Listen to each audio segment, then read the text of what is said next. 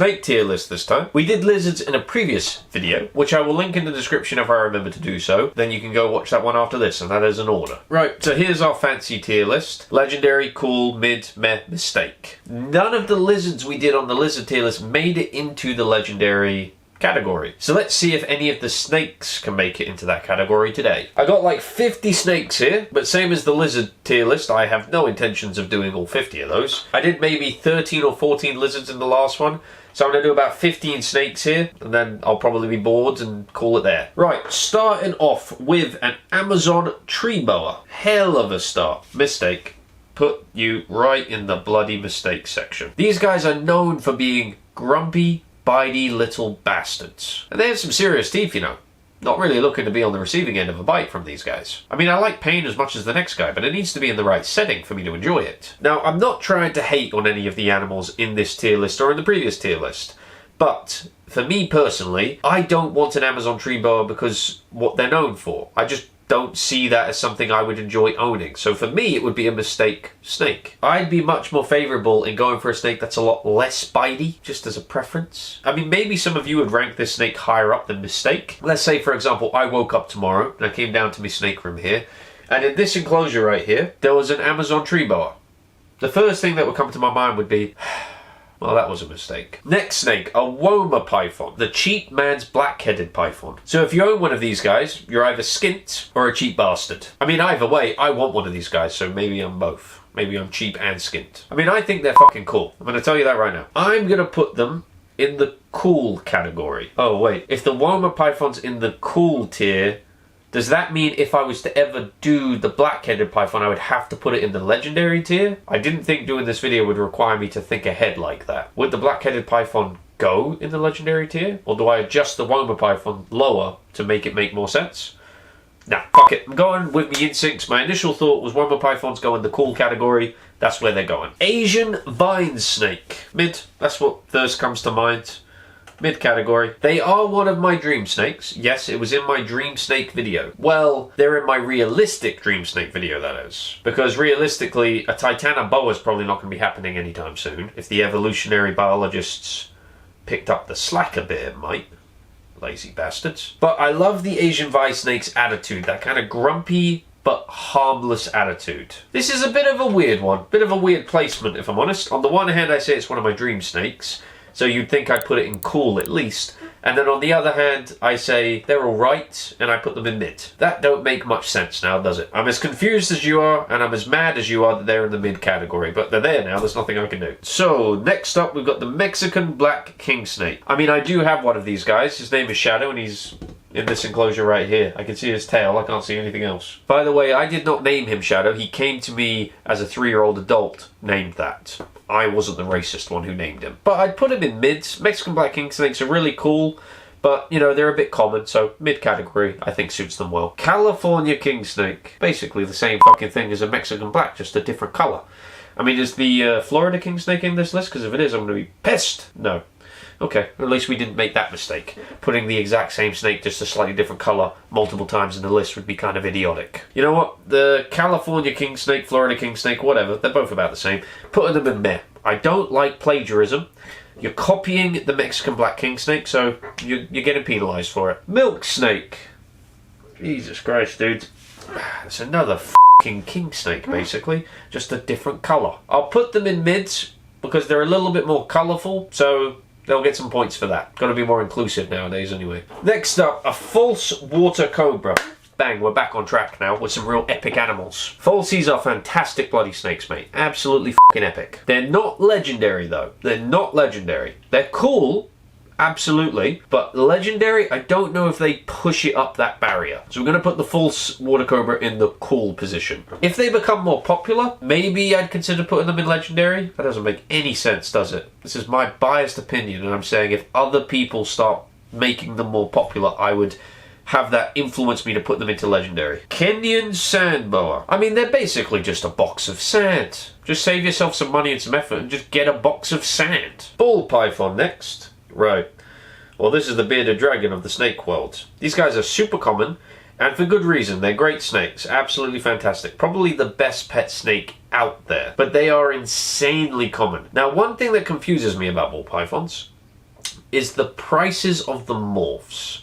Now, I'm not big into morphs, don't really care much for them, but it genuinely confuses me when you go to a reptile expo and you'll see a ball python at a table for $100, and then you'll walk 3 steps over and see a ball python at the same table for $4,000.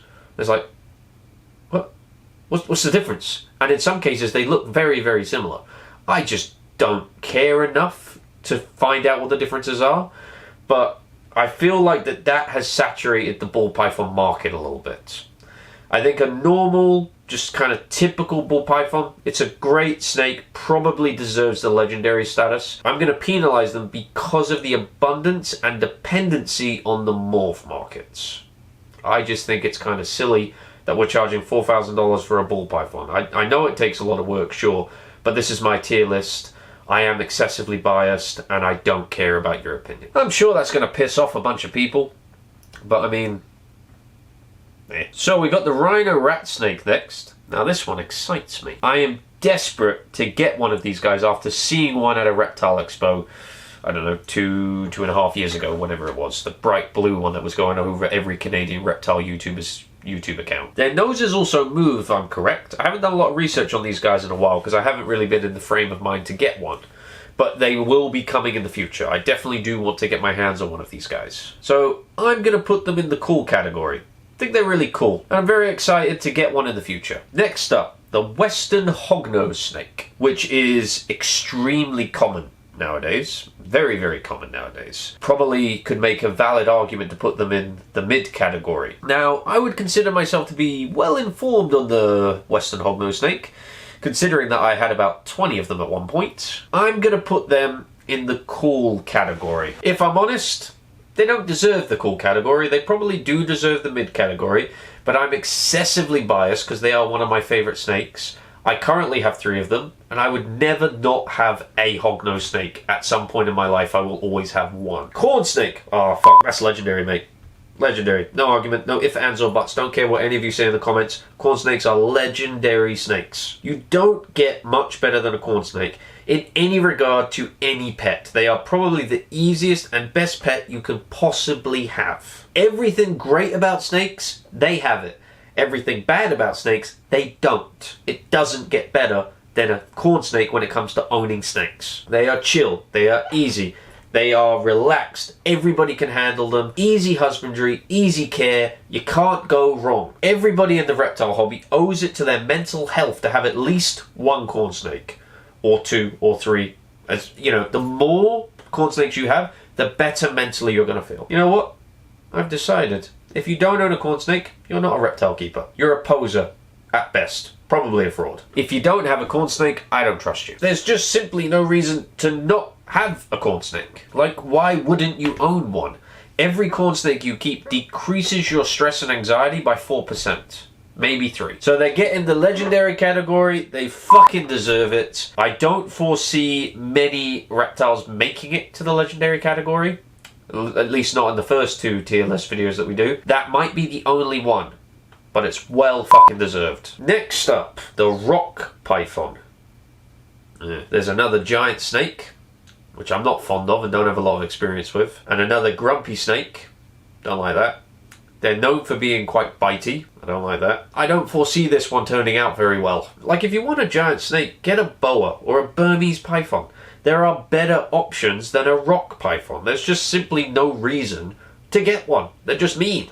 Mean and big. When you can get big and nice, like a Burmese python. Or slightly less big, but still nice, like a boa. So for that simple fact, they're a mistake. Well, look at that. We got a Burmese python next. Which, it's definitely not going to go in the mistake category, is it? Because it's not a fucking rock python. It's better in every single way. Burmese pythons don't hatch from the egg, hating you, and then hate you until the day they die, like rock pythons do. Rock pythons are just not a good option, especially when you have alternatives like a Burmese. Now, one thing to remember here, and I've said this a couple of times, this is my list. So it's only my opinion that matters here. I've never had a giant snake. I'm just not all that interested in them. So Burmese pythons, they're miles better than rock pythons, but they're of no real interest to me. They don't cause like a spark or anything. So, meh.